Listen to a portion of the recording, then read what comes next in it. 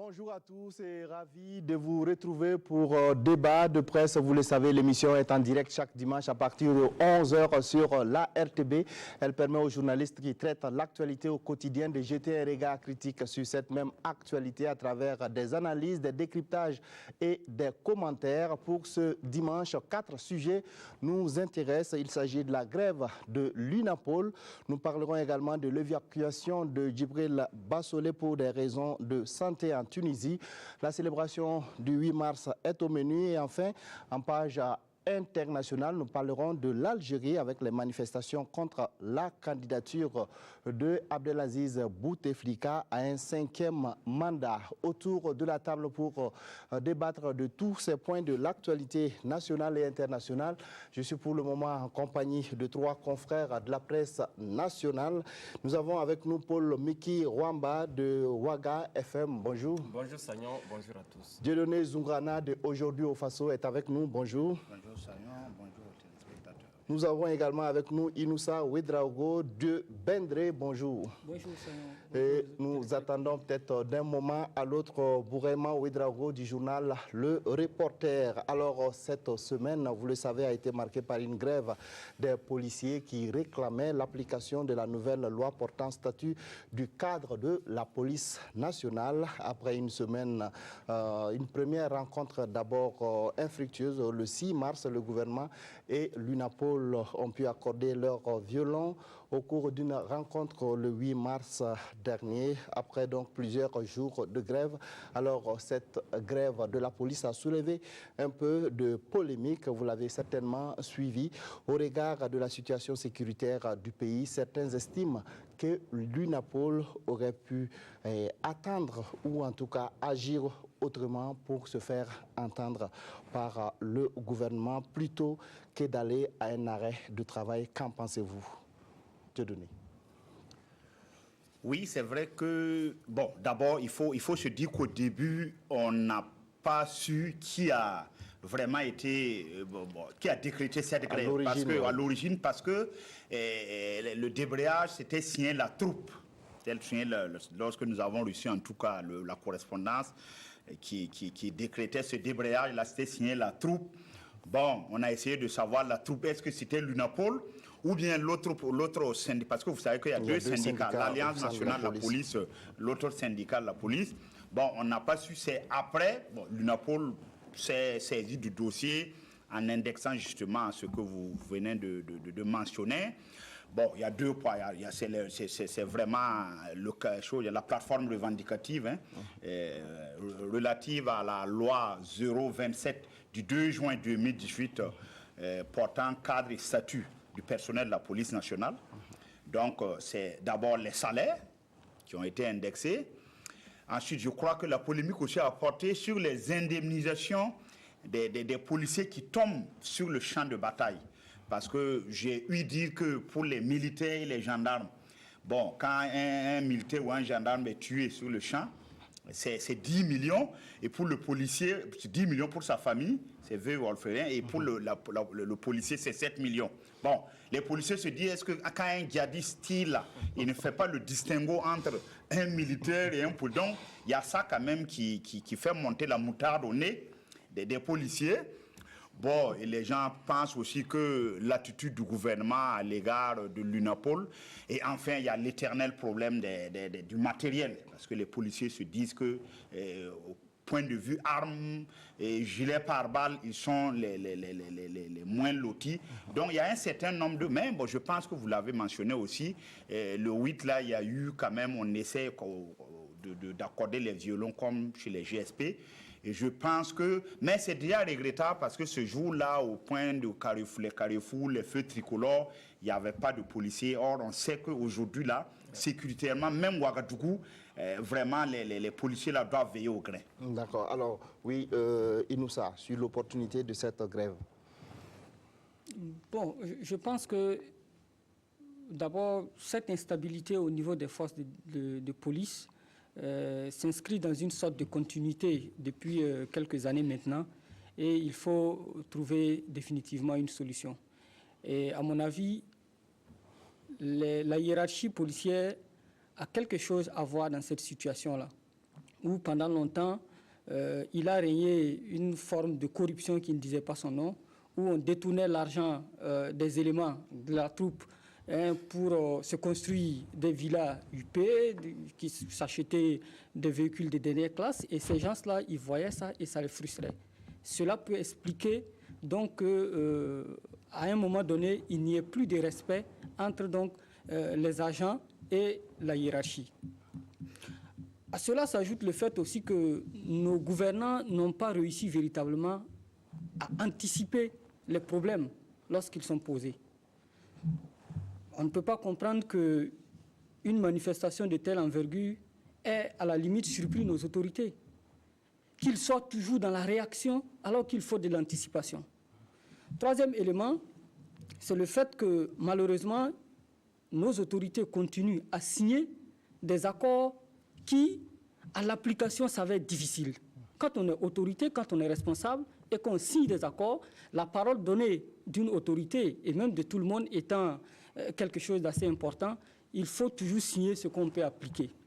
Mais ce qui est regrettable, effectivement, c'est de voir aussi nos policiers se comporter, entre guillemets, en des individus hors la loi, qui sont censés appliquer la loi ou faire appliquer la loi.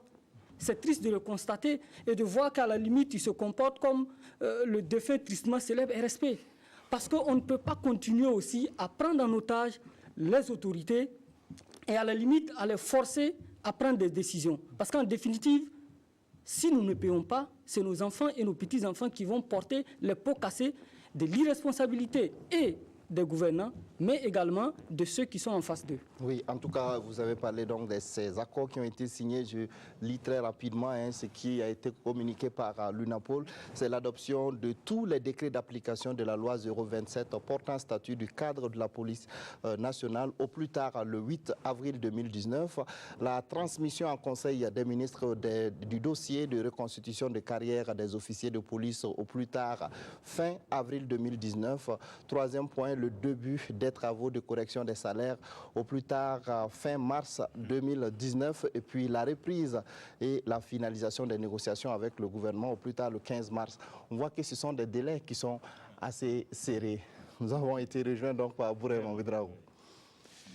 Oui, moi je commence par ce que Inoussa vient de dire. La question, il faut qu'on commence aussi à poser la question de la responsabilité des gouvernants dans cette chienlit qui est en train de s'installer. On ne peut pas continuer à signer des accords avec les syndicats en n'étant pas sûr effectivement d'avoir les moyens de respecter ces accords. Ça, c'est un problème de gouvernance. Où on est autorité, où on connaît les limites de l'État, on est capable d'expliquer aux autres les limites de l'État, ou alors on est irresponsable au sommet de l'État et on accepte tout parce que des syndicats, effectivement, naturellement les syndicats vont toujours continuer à vouloir tirer la couverture vers eux, à vouloir revendiquer de meilleures conditions de vie. Mais il faut effectivement faire comprendre, pièce à l'appui, avec l'opinion publique à témoin, de ce que l'État peut pour chacun de ses citoyens. Parce que c'est ça aussi la question de fond. Il n'y a pas que les syndicats, il n'y a pas que les travailleurs de la fonction publique, il y a tout le peuple burkinabé. Et quand on mène ces accords-là, ces discussions avec ces syndicats, il faut avoir en toile de fond quels sont les moyens de l'État pour pouvoir faire en sorte de prendre en charge l'ensemble des citoyens de ce pays, parce que l'ensemble des citoyens de ce pays ont des droits que l'État doit assurer. Il ne suffit pas de s'asseoir autour d'une table parce qu'il y a une grève illimitée à la fin. Parce que si les gens continuent de gréver et que l'État n'a pas les moyens de répondre, ce n'est pas les accords qui vont poser le problème. Les accords ne font que retarder les échéances. Parce qu'après, il n'y aura plus de revendications. On s'appuie maintenant sur les accords pour dire vous êtes engagés, respectez vos engagements. Et là, c'est un problème. Mais si on fait comprendre avec l'opinion à tout le monde, malheureusement, la plupart de ces accords-là, on les signe clandestinement, les syndicats n'en parlent pas, le gouvernement n'en parle pas. C'est quand ça chauffe, on veut prendre l'opinion à témoin. Ça, c'est la première des choses. Deuxième chose, et là, c'est extrêmement grave, effectivement, que pour des agents qui sont assurés faire respecter la loi, on se lève un matin et qu'on apprenne à l'opinion que non, nous sommes en grève, nous ne travaillons pas.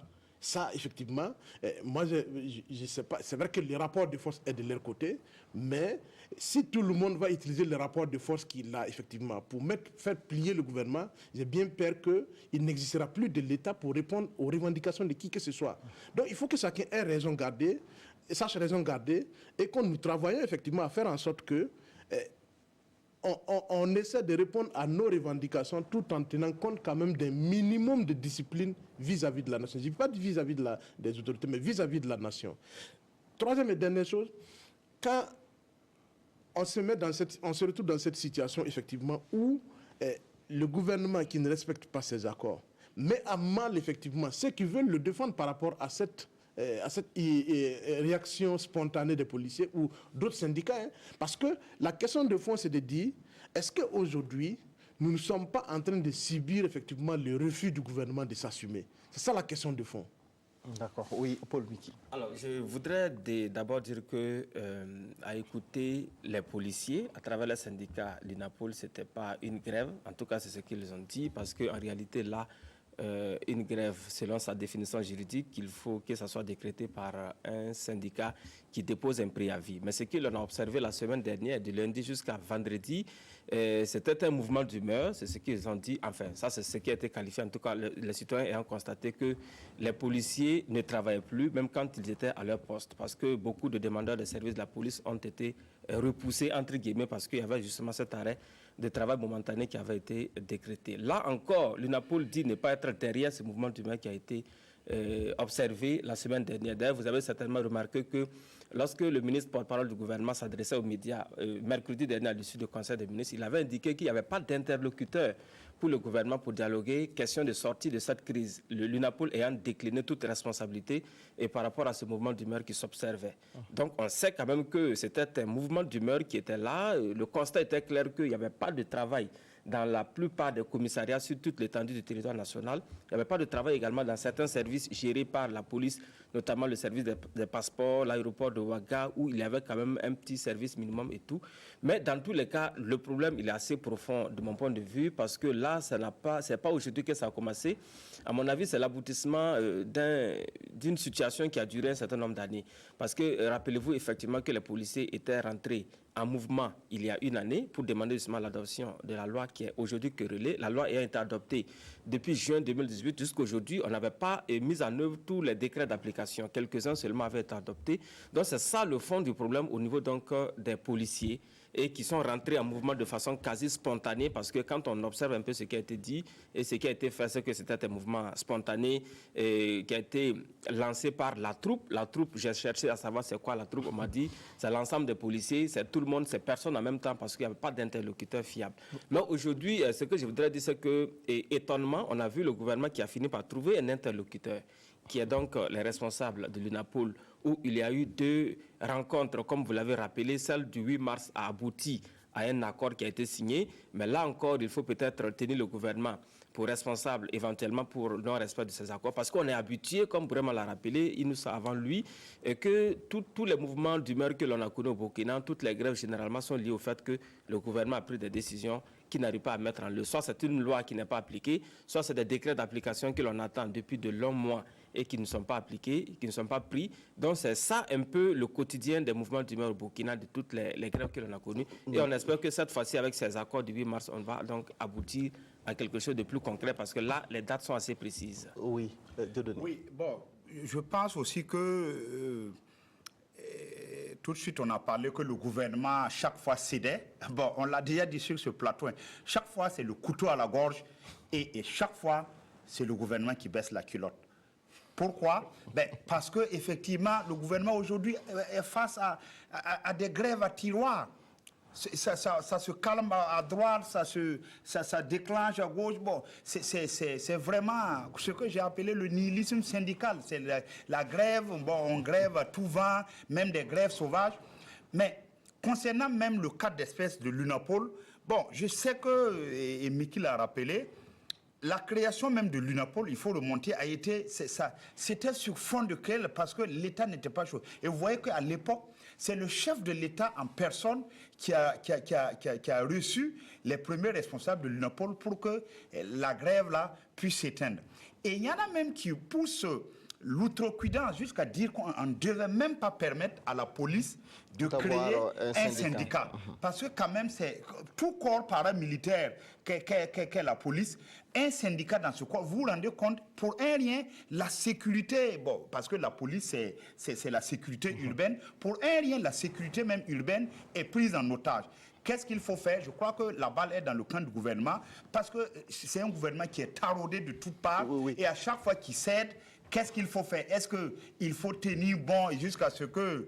Je sais qu'au Bénin, à côté, avec Talon, bon, comparaison n'est pas raison, mais ce monsieur, le milliardaire là qui a pris le pouvoir, il a vraiment eu des bras de fer, même avec les magistrats. Il n'a pas cédé, et jusqu'à un certain moment, en tout cas, ils sont parvenus à quelque chose sans que l'État ne perde la face. Est-ce qu'il ne faut pas adopter cette attitude-là face à ces bravards? Mais justement, on constate qu'il y a peut-être des négociations de façon partielle qui continuent, alors qu'on a cette question de rémunération des agents de la fonction publique, cette affaire de mise à plat. Est-ce que ça ne va pas revenir remettre en cause, en tout cas, tous les acquis qui sont en train, tous les accords, en tout cas, qui sont en train d'être signés avec les différents syndicats? Oui, Inoussa.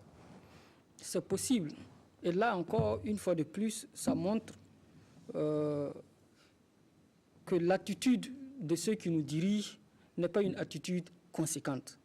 On ne peut pas, pendant qu'on parle de mise à plat des salaires, etc., en même temps, on continue à faire des négociations sectorielles avec un certain nombre de forces qui prennent en otage tout le peuple, et on finit par céder.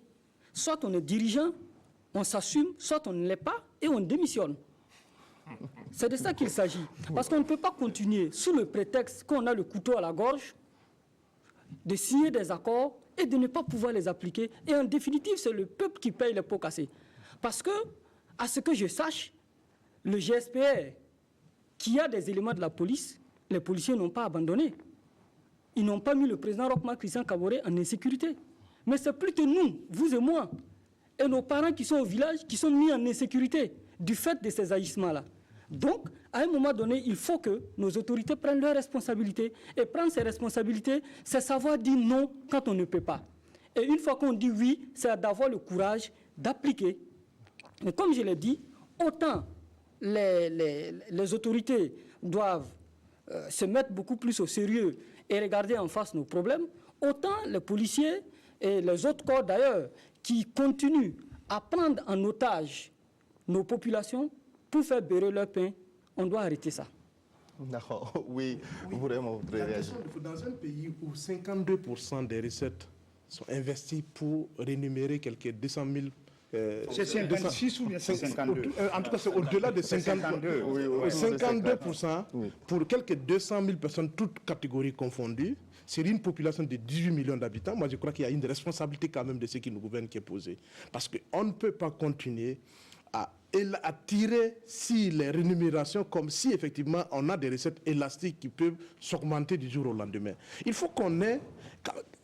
C'est comme l'a dit Inoussa, quand on est gouvernant, on doit avoir le sens de la responsabilité. Le sens de la responsabilité, ce n'est pas d'aller s'asseoir tout le temps parce que, comme Dieu nous dit, le couteau à la gorge, je baisse la culotte. Le sens de la responsabilité, c'est d'accepter qu'on tranche la gorge quand on est sûr, effectivement. Non, c'est ça aussi la vérité. C'est ça, si on ne peut pas, on n'y va pas, on rend l'établier. Parce que la question de fond aujourd'hui, c'est quoi? Si on continue à trouver des circonstances atténuantes là où il ne faut pas, on va laisser les gens croire que quand on fait la politique, on doit ruser. Parce que c'est dont il s'agit, c'est comme si le gouvernement veut ruser. À un moment donné, on a tenu le couteau à la gorge du moins. On cède en sachant qu'on ne peut pas, mais tout en sachant qu'au moins on a eu un peu de répit, mais le problème va revenir plus tard. Donc il faut qu'on sorte de cette logique-là. D'accord. Et la question que Younous a soulevée, on le dit et on le répète, le problème de la question des rémunérations ne sera pas résolu par des négociations partielles ou catégorielles. Il faut que l'État, à un moment donné, ait le courage d'appliquer ce qu'il a commencé. On lui a même dit depuis le début que même avec les magistrats, il fallait reposer le problème de façon globale et ne pas céder à une revendication catégorielle. Si on nous avait suivis en son temps, en faisant en sorte que le problème des travailleurs soit réglé dans un cadre global en 2016, aujourd'hui, on n'en serait pas là. En tout cas, il y a une conférence qui a été... Même si le cas des magistrats, ils sont venus trouver, c'était la transition qui ils avait... Ils pouvaient remettre ça en cause, mais ils sont... Voilà, quand on est gouvernant, ils sont venus trouver que la transition... Non, je finis. Ils sont venus trouver... Bon, c'est la crête de défense du pouvoir. Ils sont venus trouver que la transition avait signé cette loi et comme l'État est une continuité, ils l'ont appliquée. Mais il n'y a pas que ça qu'ils ont trouvé. Ouais, c'est le péché. Mais il n'y a pas que ça qu'ils ont trouvé. Pourquoi ils ont trouvé la loi anticorruption, on n'applique pas les décrets d'application? Pourquoi ils sont venus trouver la loi sur l'accès à l'information, on ne prend pas les décrets d'application? Parce que tout simplement, non, ça dit l'argument selon lequel on est venu trouver de la transition est un argument fallacieux et qui n'est pas digne des responsabilités qu'il doit avoir une autorité. C'est par rapport à votre question sur justement le fait qu'on a des revendications et on a oublié quelquefois de les satisfaire à la sauvette. C'est le propre de tous les régimes qui ont pour souci de se faire réélire. Vous allez voir dans tous les pays du monde, quand on est préoccupé par une réélection, c'est comme ça. Parce que pour le cas des policiers, si le problème n'était pas résolu, peut-être que la crise allait s'enliser et on allait avoir finalement la population sur le dos, parce que les victimes de cet arrêt de travail, c'était les populations qui ont commencé à en avoir marre. Moi, j'ai vu des gens qui ont raté leur avion parce qu'ils n'ont pas pu obtenir leur passeport. Vous pouvez imaginer l'amertume que ça fait, qui va dédommager tous ces citoyens qui ont été victimes de cela. Donc la responsabilité se retrouve aujourd'hui sur le dos de l'État du Burkina et non pas sur le dos des policiers qui sont moins responsables que le gouvernement. C'est pour cela que je me dis quand même que l'on a précipité les choses, on a trouvé des accords pour calmer la situation. Mais là, j'insiste là-dessus, c'est le propre de nos autorités aujourd'hui que de signer des accords à la sauvette et après on se retrouve dos au mur. Vraiment bien fait d'évoquer la question de la masse salariale qui a dépassé de large les ratios que les textes communautaires nous imposent. Mais là, il faut véritablement réfléchir. Je crois que la réflexion avait commencé avec cette histoire de remise à plat. On ne sait pas où on en est, mais aujourd'hui, on a l'impression que c'est un projet abandonné parce qu'on continue justement de recevoir individuellement les corporations pour leur donner suite à leurs revendications. Je ne sais pas à quel moment on va sortir de là. Bon, on ne peut pas dire abandonné. Je pense que selon en tout cas les conclusions de cette conférence qui avait été donc organisée, je pense l'année passée, le décret en tout cas d'application va suivre et la mise en application donc des conclusions commence justement à partir de janvier 2019. Alors peut-être que je vais juste rappeler que les revendications de ces policiers ne concernent pas uniquement l'aspect pécunier, parce qu'il y a, par exemple, des changements qui vont intervenir notamment dans les grades, les corps, les différents corps donc, de ces policiers, notamment au niveau des officiers de police. On aura désormais des gardes comme lieutenant, capitaine, commandant de police. Dans celui des sous-officiers, on aura donc la garde de sergent, adjudant, adjudant-chef, major de police. Donc, ce sont des informations que nous donnons au passage et on continue avec la discussion. Nous avons d'autres sujets sur la table. On va parler de l'évacuation donc de Djibril Bassolé, plusieurs fois hospitalisé pour des problèmes de santé. Le général Djibril Bassolé a finalement été donc évacué le 6 mars en Tunisie pour bénéficier des soins appropriés. Alors comment appréciez-vous cette décision du gouvernement burkinabé? Bourema. Le général Djibril Bassolé est avant tout un citoyen burkinabé qui a les mêmes droits que tous les autres citoyens, même si effectivement actuellement il fait face à la loi où il doit effectivement justifier de son innocence, en tout cas dans ce qui lui est reproché. Ce n'est pas la première fois que le général Bassolé demande à être évacué pour subir des soins. Je suppose que si cette fois-ci le gouvernement a cédé, c'est que sa demande est sérieuse et qu'il le faut. Il le faut. Et maintenant, comme tout le monde, ce qu'on peut effectivement espérer, c'est que Bassolé ne profite pas pour faire la belle, parce que depuis là, on refusait son évacuation parce qu'on avait peur effectivement qu'il se saisisse de cette situation pour pouvoir fuir et échapper effectivement au procès en cours. Maintenant, il a déjà effectivement comparu devant le tribunal. Il reste maintenant effectivement d'attendre les autres étapes du procès jusqu'au verdict. Si aujourd'hui il peut être soigné en Tunisie et revenir beaucoup plus en forme pour la phase de plaidoirie ou en tout cas la suite du procès, ce serait une bonne chose. Maintenant, la question de fond aujourd'hui, c'est comment faire en sorte effectivement que les craintes, parce qu'il n'y a pas que le gouvernement, beaucoup de Burkinabés, effectivement, pensent que évacuer Djibril Bassou, c'est une occasion pour lui permettre de ne plus revenir.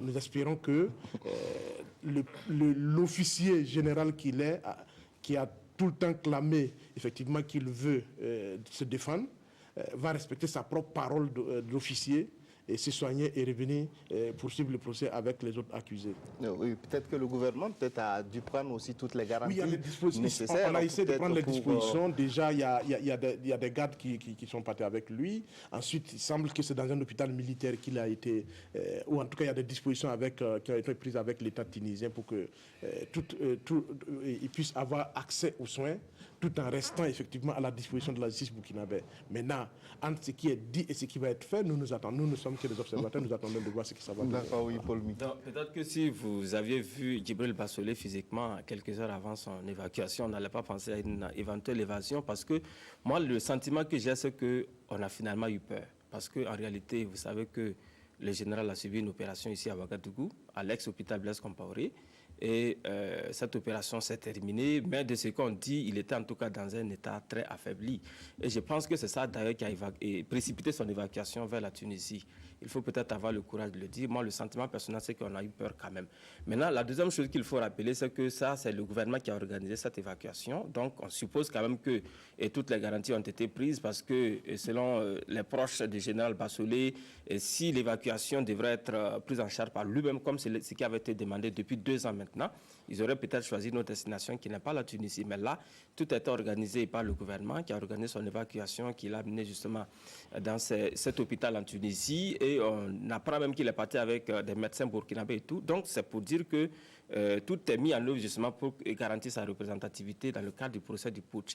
Et je veux donc référer les uns et les autres également au communiqué qui a été publié par le ministre porte-parole du gouvernement, oui, et qui a dit que c'est dans le souci justement de garantir la santé de tous les citoyens, comme c'est le devoir du gouvernement, et de faire en sorte que la vérité puisse être manifestée dans le cadre du procès du putsch manqué, et que cette évacuation ait été rendue possible. Mais bon, on attend de voir en tout cas ce que la suite des événements va donner. Mais de toute façon, c'est déjà bien d'avoir procédé à son évacuation. Là, il faut reconnaître cela au côté gouvernement et puis peut-être remercier. Mais là, il aurait peut-être fallu le faire un peu plus tôt, même si j'en conviens également qu'il fallait donc mettre en œuvre toutes les garanties. Justement, est-ce que plutôt ça n'allait pas créer de problème quand on se souvient des manifestations qu'il y a eu lorsqu'on a accordé la liberté provisoire?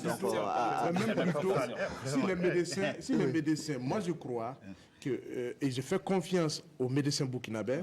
Si les médecins burkinabés avaient senti qu'ils ne pouvaient pas traiter Bassolé, il y a longtemps qu'ils auraient refusé de les recevoir. Et s'ils l'ont fait jusque-là, je suppose que c'est parce qu'ils ont estimé effectivement que son état était traitable en l'état atteint au Burkina en ce moment. Maintenant, s'il ne peut plus, ils l'ont évacué. Oui. Moi, je pense que, après ce que les uns et les autres ont dit, je pense que nous en avons d'éditorial, nous avons dit enfin. Parce qu'effectivement, bon, depuis plus de 2 ans, bon, le gars, quand même, pour ses problèmes cardiaques, en tout cas, il demandait à être évacué. Mais bon, il y a eu 2 raisons, vraiment à citer une. Il y a eu 2 raisons qui militaient en défaveur de cette évacuation. Il y a d'abord le fait qu'on craignait effectivement que Djibril ne revienne pas, bon, parce qu'il allait profiter en tout cas bon, pour prendre la fuite. La deuxième raison, bon, en tout cas, on a le sentiment que le pouvoir même a peur de Djibril pour des raisons supposées, fantasmées ou réelles de déstabilisation. Parce que quand même, il faut reconnaître Djibril, bon, c'est le premier général de gendarmerie. Compte tenu de ses fonctions passées, c'est un homme puissant, n'ayons pas peur de le dire. Il est connecté, il a beaucoup de relations. Il est quand même, c'est un secret pour personne, qu'il a ses frères invisibles, ses frères du compas et de l'équerre, la franc-maçonnerie. Donc c'est un homme très puissant. Donc le pouvoir quand même avait peur. Donc il y a ces 2 raisons-là. Mais je pense effectivement, comme l'a dit Miki, et après son opération au CHU de Tengango, bon, je crois quand même, le gars quand même il était vraiment pratiquement grabataire. Et je pense qu'après ça, le ministre des Affaires étrangères, Alpha Bari, est allé le rendre visite. Et c'est de là-bas que s'est dessinée l'évacuation. Et je pense que c'est de concert avec le ministre de la Défense et Chérif, bien sûr avec le feu vert de Kossiam, que Djibril a été évacué. Nous pensons que, comme nous l'avons dit, si l'existentialisme précède, est un humanisme, ça précède l'essence selon le précepte sartrien. Ça veut dire que quand même l'État a fait preuve quand même d'humanisme, c'est à son honneur, parce que d'abord la santé avant tout. Et il y a aussi la peur, parce que je touche du bois, mais si d'aventure, bon, on laissait faire et que un malheur arrivait à Djibril, je crois que ça, quand même, ça allait être désastreux. Donc, l'un dans l'autre, je pense que le gouvernement a fait preuve, c'est chevaleresque, c'est à son honneur. Maintenant, on espère, les garde-fous ont été pris et je pense que en tant qu'OPJ, parce qu'il est OPJ, il sait ce qu'il risque en essayant de fuir tout. Donc, on espère qu'après les soins, il va revenir pour faire face à ses juges. D'accord, oui, Inoussa. On ne peut que souhaiter prompt rétablissement à Djibril Bassolé et souhaiter également du courage à sa famille. Et espérer qu'il nous revienne en très bonne santé pour faire face donc à ce dont il est accusé.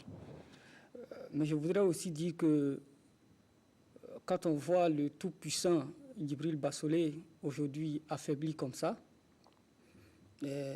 donne à réfléchir, à savoir que nous sommes tous mortels, ceux qui ont le pouvoir de donner la mort, tout comme ceux qui meurent pour ne plus gêner ceux qui veulent jouir des pouvoirs.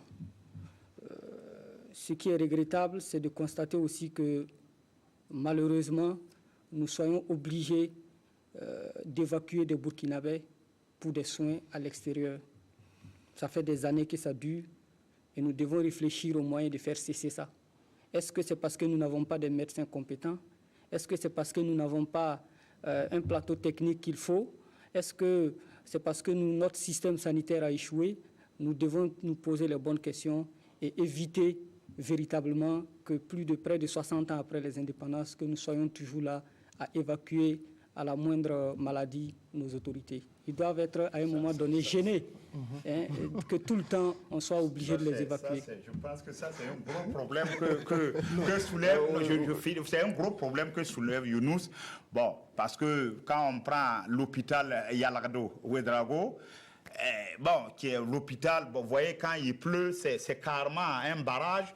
Bon, et je crois qu'il y a quelque temps, et le centre pour les dialyses était je parle, le bloc opératoire était fermé, on ne pouvait plus opérer.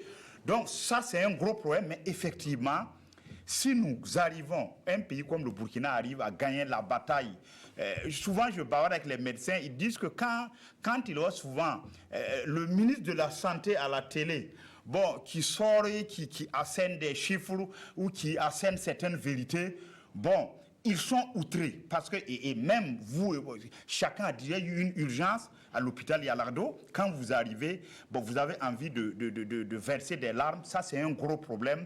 Et je ne sais pas comment on va faire pour ça. Moi, je ne pense pas que c'est un problème de formation. Je crois que vraiment, nos médecins sont bien formés, mais je pense que souvent, c'est le plateau technique. Il y a beaucoup de choses. Et là, souvent, nos hôpitaux, c'est des hôpitaux mouroirs, hélas. Oui, on fera les débats de la... Non, il serait effectivement bon qu'on fasse le débat, mais pour revenir à ce qui nous à notre cas Djibril, en fait, la question que nous celui aussi m'amène à faire un peu le lien avec le premier sujet de débat. Un gouvernement qui passe tout son temps à discuter des salaires ne peut pas investir pour améliorer son système de santé. C'est ça aussi la question de fond. On gère le quotidien. On a vu par exemple que dans le budget, même les investissements cette année ont été... Voilà, et quand on gère le quotidien, on fonctionne au jour le jour comme le boutiquier du quartier. On va tout gérer comme le boutiquier du quartier. Pour revenir au cas d'Djibril Bassolé, en fait, la question de fond qu'on s'est posée depuis le début par rapport à cette demande d'extradition de Bassolé, c'est que... Pas d'extradition, d'évacuation. Excusez-moi, j'ai confondu Bassolé à François Compaoré apparemment. Cette demande d'évacuation de Djibril Bassolé, c'est qu'on avait comme l'impression qu'il y avait plus une revendication politique derrière cette demande d'extradition. Parce que vous vous souvenez d'évacuation, décidément, cette demande d'évacuation. Parce qu'il vous souviendra effectivement que, curieusement, en dehors de lui-même et de sa défense, il n'y a que son parti politique qui s'était intéressé à cette question de la santé de Djibril Bassolé. Ça donne l'impression que derrière ce problème de santé, il y avait d'autres calculs. Et du coup, effectivement, ça ne rassurait pas l'opinion quant à la nécessité, effectivement, de regarder ce qui se passe du côté de Bassolé. Mais justement, est-ce qu'avec ce qui se passe, les OSC qui étaient sortis manifester ne doivent pas revoir leur copie? Peut-être que Djibril avait raison en son temps quand il demandait qu'il faut une évacuation pour se faire soigner. Moi, je ne pense pas que ce soit parce que les OSC ont revendiqué qu'on n'a pas évacué Bassolé. Moi, je persiste à croire que si on ne l'avait pas évacué en son temps, c'est que les médecins traitants n'ont pas... Moi, jusqu'à présent, personne n'a pu présenter un document qui montre que les médecins traitants ont estimé que la santé de Bassolé exigeait qu'on l'évacue ailleurs pour être traité. Ça, personne ne peut brandir ça jusqu'au... Bon, on ne nous a pas brandi jusqu'à non, mais il y a le secret médical, mais quand un médecin... Non, mais c'est pour ça qu'il faut relativiser. Parce qu'on ne peut pas brandir les certificats médicaux des gens, même si aujourd'hui on est à toute publication. Non, ce n'est pas toute publication. Je vais dire, il faut quand même nuancer. Je termine. Un médecin, quand il ne peut pas soigner un malade et qui dit que ça nécessite évacuation, je crois que ce médecin ne va pas continuer à traiter le malade. Il y a un minimum. Et donc il faut effectivement, à moins qu'on veuille accuser nos médecins, les médecins qui ont traité Bassolé, de complicité par rapport à la dégradation de son état de santé. Mais ça a été pratiquement dit. Voilà, c'est vrai. Quand on regarde le communiqué du ministre, oui, pour des soins. Voilà, ça veut dire que cette fois-ci, les médecins ont reconnu la nécessité. Mais c'est parce que peut-être son état s'empirait aussi. Oui, mais si son état ne l'exigeait pas avant, pourquoi vous voulez qu'on le fasse? Vraiment, bon, nous savons ici aussi que souvent, quand les gens vont à l'hôpital ou bien chez le médecin, souvent c'est dans les cas extrêmes. C'est quand souvent, malheureusement, le gars s'est soigné sur les tradis praticiens, quoi, et quand après, ça sert... Non, je vais dire, non. Nous parlons de oui, mais je vais dire que souvent aussi, il ne faut pas attendre qu'on soit à l'article de la mort ou bien que le pronostic vital soit prononcé avant d'aller. Non. Maintenant, je rebondis sur le fait, effectivement, on a vu que c'est la NAFA qui s'agitait vraiment pour qu'on l'évacue. Et d'ailleurs, pour l'opposition aujourd'hui, il faut avoir aussi le courage de le dire, Djibril Bassolé est un prisonnier politique. Ouais. Voilà, ça aussi, ça se dit. Ça se dit. Et je pense... Pour l'opposition? Non, mais la NAFA quand même a des élus, ils ont des... Oui, mais c'est pas... La NAFA n'est pas toute l'opposition. La NAFA n'est pas toute l'opposition. Alors, je donnais termine son argumentaire. Là, pour l'opposition. Non, même Zéphiré Diabré l'a dit. Zéphiré l'a dit que Djibril Bassolé est un opposant politique. Il l'a dit. Oui, un opposant politique, oui. Oui, un prisonnier politique, oui. C'est un prisonnier politique. Donc, quand même, venant de la part du chef de file de l'opposition, c'est pas rien. Donc, ce n'est pas... Ensuite, si on repart même le fait qu'il a été il a bénéficié d'une liberté provisoire qui a été communiée en résidence surveillée. À l'époque, quand même, ça a étonné plus d'un juriste. Parce que, bon...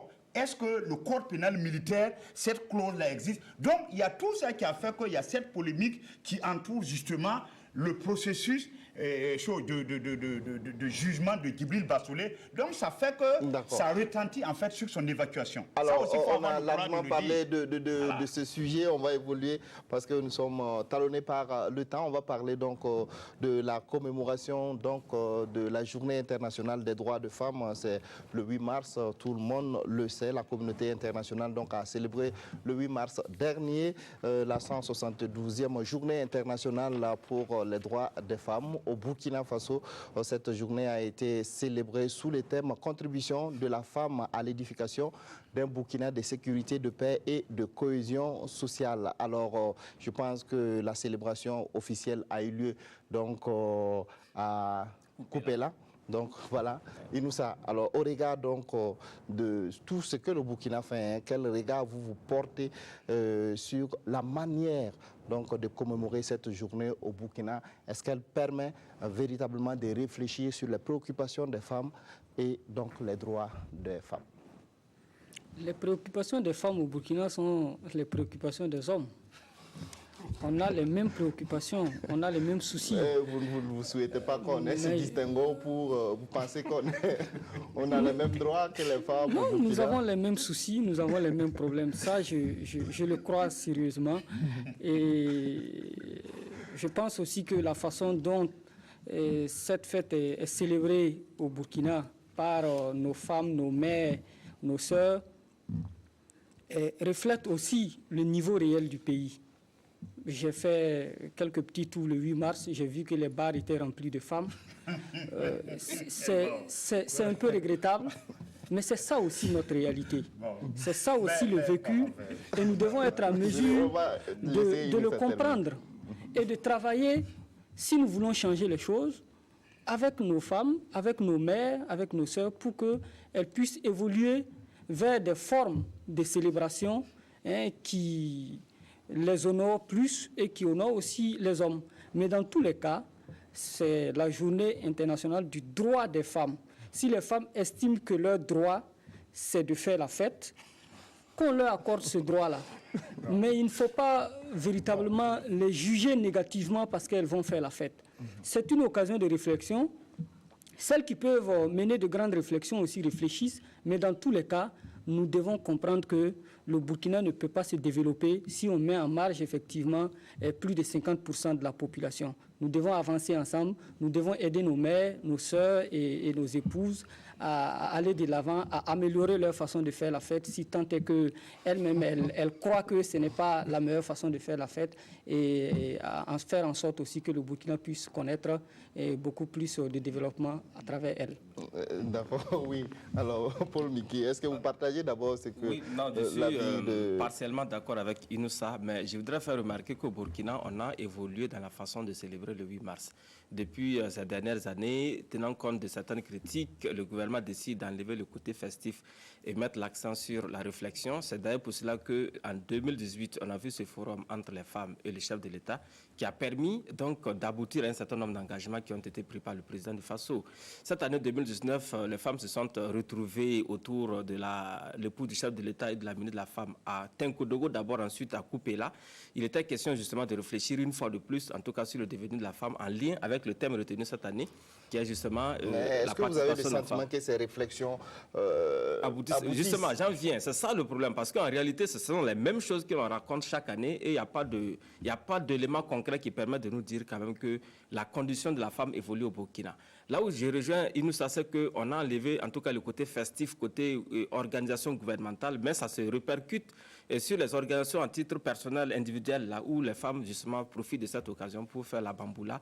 Ce n'est pas du tout interdit, mais là où je voudrais en venir, c'est que comme on est en train d'enlever le côté festif de la chose, il faut qu'on continue jusqu'au bout pour cesser de chômer le jour du 8 mars. Ça, c'est ma proposition parce que je ne sais pas à quoi ça renvoie qu'une telle journée soit chômée alors qu'on demande justement de beaucoup réfléchir sur la condition de la femme, les droits des femmes, etc. Donc, je pense qu'on aurait pu travailler tout en réfléchissant. Ça c'est pas du tout antagonique. Mais en réalité, le vrai du problème, là, c'est de demander, en tout cas, aux femmes. C'est-à-dire, ce qu'a dit Thomas Sankara, d'ailleurs, en 1987, son dernier discours du 8 mars avant son assassinat, c'est que pour lui, il faut avoir une certaine révolution de mentalité chez la femme qui doit arracher son indépendance vis-à-vis des hommes. Et c'est ce qui n'est pas fait jusqu'aujourd'hui. Il y a cette soumission totale. Ce n'est pas la faute aux hommes, ce sont les femmes, de mon point de vue, qui ne s'assument pas. Dieudonné. Oui, bon, je me suis amusé un peu à regarder dans le rétroviseur en France les luttes d'émancipation des femmes. Et vous voyez, en France, par exemple, les femmes ont commencé à voter, je crois qu'il y a moins de 100 ans. Je sais pas, c'est en 48. Oui. Bon, et c'est véritablement après mai 68 qu'il y a eu le mouvement de libération des femmes qui a vu le jour là-bas. Et la lutte là-bas s'est accentuée par une lutte de libération des sexes. Vous voyez, le mouvement de libération des femmes, on se rappelle que, par exemple, ce mouvement-là est né le 26 août 70 et c'était sous l'Arc de Triomphe, une banderole qu'elles ont déroulée en disant qu'il n'y a plus inconnu que le soldat inconnu. C'était autour de la tombe du soldat, sa femme. Et ces femmes-là ont réclamé, par exemple, la libéralisation de l'avortement, qui était condamné par la loi de 1920. Voilà. Et je pense que le 5 avril 1971, il y a eu 343 femmes, et des femmes vraiment de haut vol qui ont signé dans le Nouvel Observateur « Je déclare avoir avorté ». Et réclament le droit à l'avortement. D'ailleurs, à l'époque, le Charlie Hebdo les avait surnommés les 343 salopes. Et Le Monde avait même fait un éditorial sur eux. Et finalement, cette lutte a abouti le 17 janvier 1975 à l'adoption à l'Assemblée nationale de la loi Simone Veil sur l'IVG. Et vous savez que dans la semaine même, on a récompensé une Camerounaise, Aïssa, c'était en France, voilà, bien sûr. Enfin, voilà, pour sa lutte voilà, pour la protection des jeunes filles. Donc c'est pour dire que c'est une lutte, et je suis content, mes deux prédécesseurs ont dit, c'est une lutte qui doit être cérébrale. Et je suis content que cette année, bon, et même les années antérieures, on ait commencé à laisser les femmes burkinabès, les Gandjoba, les Gagny Amidonné là, pour vraiment s'adonner à des activités cérébrales. Parce que la femme, oui, il faut vraiment, elles doivent gagner leur lutte là, pas des activités vraiment. Et ces femmes françaises là, elles ont fait des colloques, elles ont signé des tribunes. Il y avait les Catherine Deneuve, les Jeanne Moreau. C'était des femmes, des avocates attitrées. Donc, il faut que vraiment les femmes là, nos mamans, nos soeurs, s'approprient ces luttes là. Elles peuvent vraiment, mais il faut vraiment que ce soit des luttes, vraiment, les associations de femmes professionnelles ou les femmes qui sont en association, qui luttent pour gagner leur pain, tout ça doit être encouragé, mais je crois qu'il faut laisser un peu, bon, vraiment, les Gandjoba là, pour vraiment s'adonner à ces activités cérébrales là, qui vont vraiment, et là, c'est aussi une lutte des hommes. Là, je te rejoins, Younous. Et là, les hommes aussi, en tout cas, se sentent concernés. D'accord, oui. Alors, Bourema. Mais qu'est-ce que je vais dire encore après de si brillantes... Mais on voit aussi qu'au Burkina, la situation quand même n'est pas déplorable sur le plan des textes, par exemple, qu'on a pris. On a vu ces lois, par exemple, pour 30%. Des femmes sur la liste. En fait, je prends un peu de ce que les trois ont dit pour... Si on reste sur la loi sur le quota, en fait, ça traduit ce qu'ils ont dit.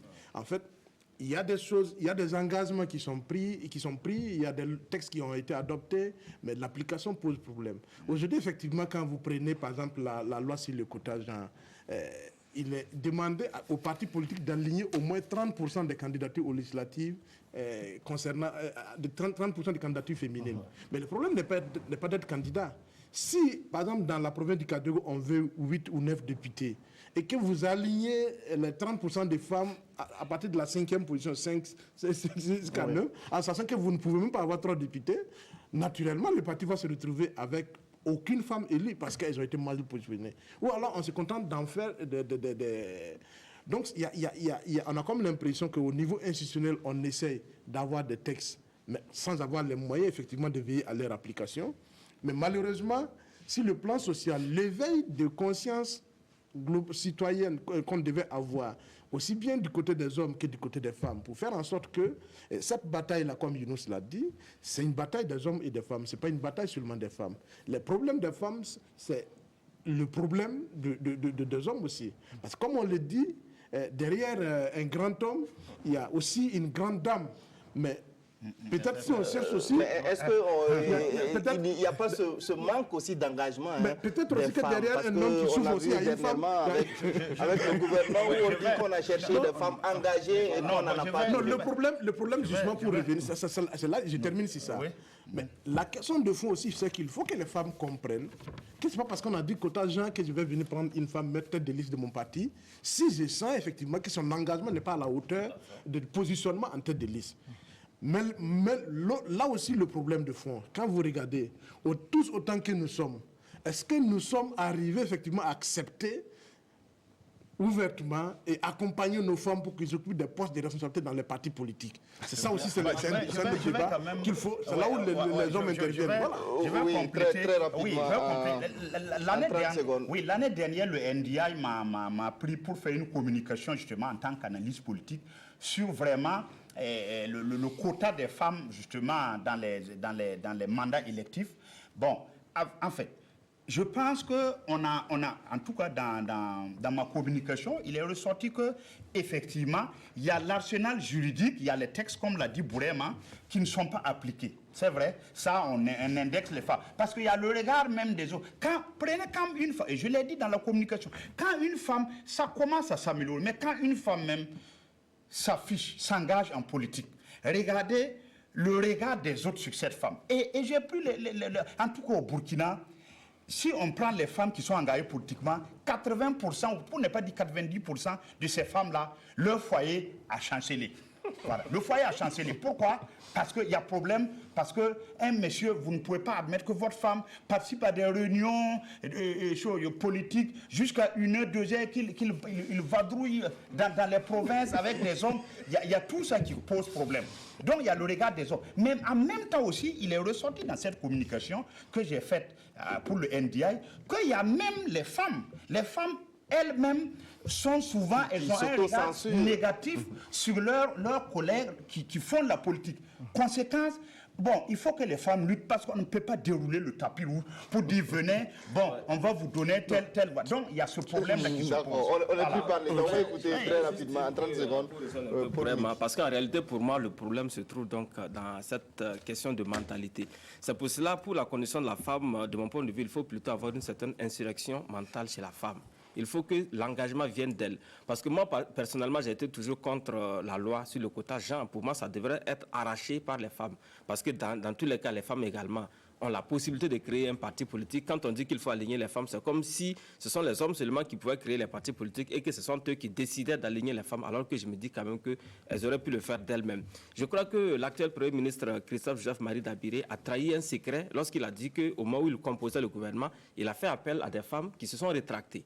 Ça, c'est une information très utile qu'il faut prendre, c'est pour dire jusqu'à quel point se trouve le problème. Aujourd'hui, ce n'est pas la question du positionnement, mais il se trouve qu'il y a des femmes, effectivement, qui se rétractent souvent, parce que très souvent, elles se disent, bon, si je deviens ministre, comment les autres vont me voir? Est-ce que je pourrais gérer mon foyer? Est-ce que je pourrais être encore efficace à tel ou tel endroit? C'est autant de questions comme ça que l'on se pose.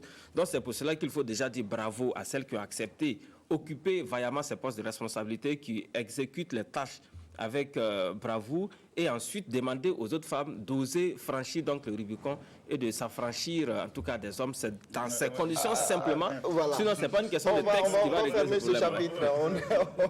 On va fermer ce chapitre. Il nous reste quelques minutes pour parler de l'Algérie, 6 ou 7 minutes maximum. Alors, depuis plusieurs semaines, il y a des manifestations contre la candidature donc, du président Abdelaziz Bouteflika à un 5e mandat. Alors, le président a tout de même déposé sa candidature par l'intermédiaire de son directeur de campagne. Les manifestations s'intensifient, mais le camp du président Bouteflika résiste. Alors, est-ce qu'il faut craindre une crise en Algérie après donc cette candidature de Bouteflika?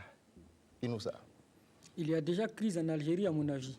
À partir du moment où une partie de la population ne veut plus de cette candidature, et à partir du moment où le président lui-même est gravataire et qu'il ne peut pas véritablement assumer les fonctions de chef de l'État, il y a crise. Il appartient maintenant au peuple algérien en lutte. C'est un peuple qui a l'habitude des luttes, qui a pu faire face à la France. Il n'y a pas de raison qu'elle ne puisse pas faire, ce peuple-là ne puisse pas faire donc face à Bouteflika. Nos autorités doivent comprendre en définitive que bon, ça ne sert à rien de s'accrocher au pouvoir. Ils n'ont même pas tiré exemple, leçon, disons, de ce qui est arrivé à Blaise Compaoré ici. Il ne sert à rien de s'entêter pour rester au pouvoir en Tunisie. Pourquoi attendre qu'il y ait une révolte populaire pour enfin se décider? Justement, il y a des menaces à peine voilées du camp présidentiel. On a vu la sortie du Premier ministre, la sortie du chef d'état-major, également de l'armée, qui disent qu'il faut faire attention pour ne pas glisser vers des situations comme celle de la Syrie. Non, justement parce qu'en réalité, ce sont les militaires qui sont ceux qui tirent le plus profit de la situation actuelle en Algérie avec Bouteflika malade qui ne dirige pratiquement plus. Ce sont eux qui dirigent. Mais je pense que la victoire sera du côté du peuple algérien. D'accord. Oui, vraiment. Ce qui se passe en Algérie, effectivement, est le témoignage du fait que on a des sérieux problèmes quand une poignée de l'élite politico-militaire s'accroche au pouvoir. Moi, je fais partie, comme beaucoup en Algérie, qui pensent que la candidature n'a pas été la candidature de Bouteflika, mais des gens ont porté sa candidature. Je ne suis même pas sûr que là où Bouteflika est, il est capable de penser à des questions relatives à la gestion du pouvoir, parce qu'il est plus préoccupé par son... on ne sait même pas si, effectivement, quand on le voit... c'est à peine même si ce monsieur, il peut écrire quelque chose, il peut lire un papier. Comment on peut gouverner en étant, comme on appelle, dans des hôpitaux constamment, plus à l'hôpital ou dans des chambres oxygénées, face au palais présidentiel pour gérer les dossiers de l'État. Donc il y a effectivement, le peuple algérien a compris qu'il y a une poignée d'individus qui profitent de la situation de grabataire du président depuis qu'il a fait son AVC, qui a terminé son mandat et qui n'entend pas céder. Et plus grave, c'est que quand eux-mêmes, malgré les menaces, en fait, ils allient des propositions à des menaces. On dit, écoutez, Bouteflika s'est engagé, s'est engagé à organiser, une fois qu'il est élu, à organiser une présidentielle anticipée à laquelle il ne va pas prendre part. Mais on se fout du peuple algérien à la fin. Pourquoi, effectivement, va-t-il se présenter pour ensuite organiser des élections pour ne pas, où il ne participera pas? Donc, la question de fond, effectivement, comme il l'a dit, il y a crise déjà en Algérie et il faut faire en sorte, effectivement, qu'on puisse régler cette crise-là avant les élections. Parce que si le Conseil constitutionnel valide la candidature de Bouteflika, moi j'ai bien peur que les élections soient beaucoup plus chaotiques. Il y a d'ailleurs un problème constitutionnel qui est posé par cette candidature, puisqu'on dit dans la Constitution que c'est le candidat lui-même qui doit déposer sa candidature, alors que dans le cas d'espèce, c'est Bouteflika, c'est le directeur de cabinet qui a déposé cette candidature. Et directeur de campagne ou de campagne plutôt, voilà. Je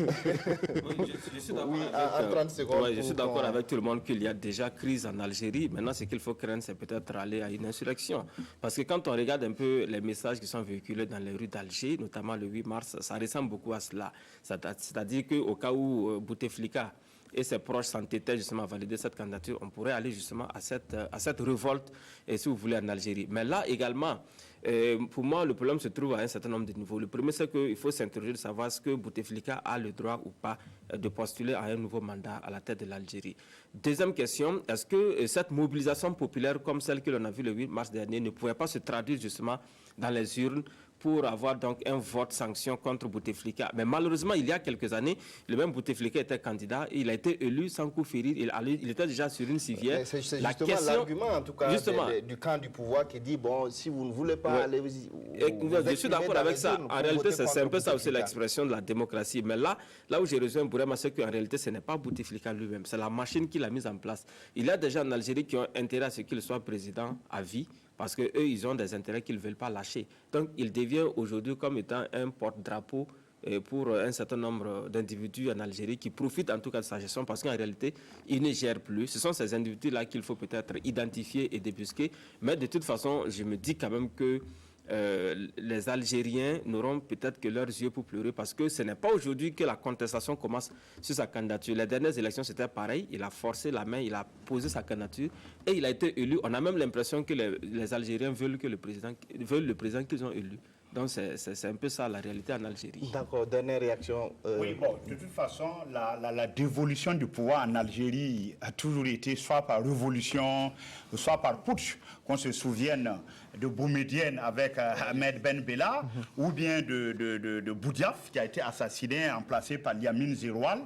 Mais une certitude, en tout cas, ce coup d'État médical-là, qui n'a que trop duré. Parce que depuis 2013, le monsieur, bon, il est sur une chaise roulante, il est à la station balnéaire de Zeralda, malgré les micros accrochés au revers de son veston, il n'arrive pas à s'exprimer. Bon, donc le cartel politique qui gravite autour là et qui gouverne l'Algérie, je pense que moi, je privilégie deux scénarios.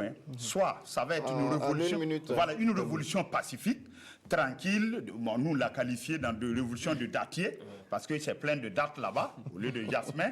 Soit ça va être à la Al-Sisi, parce qu'il y a un général quand même, le général Gaïd Salah, qui est là, et qui est le vice-ministre de la Défense, et qui a donné le coup de semonce la dernière fois. Je pense que finalement, les militaires qui ne sont pas au cœur du pouvoir, mais ce sont les militaires, même le pouvoir en Algérie, peuvent décider d'arbitrer parce que c'est eux toujours le dernier recours. D'accord. Alors, ça va être le mot de fin pour le débat de presse de ce dimanche. Merci à tous en tout cas pour vos différentes contributions et merci à vous également qui nous suivez chez vous. Je rappelle très rapidement que j'étais sur ce plateau avec Inoussa Ouedraogo de Bendré, Bourema Ouedraogo du reporter, Paul Miki Ouamba de Ouaga FM et Dieudonné Zungrana de Aujourd'hui au Faso. Restez en compagnie de nos programmes. On se retrouve dimanche prochain.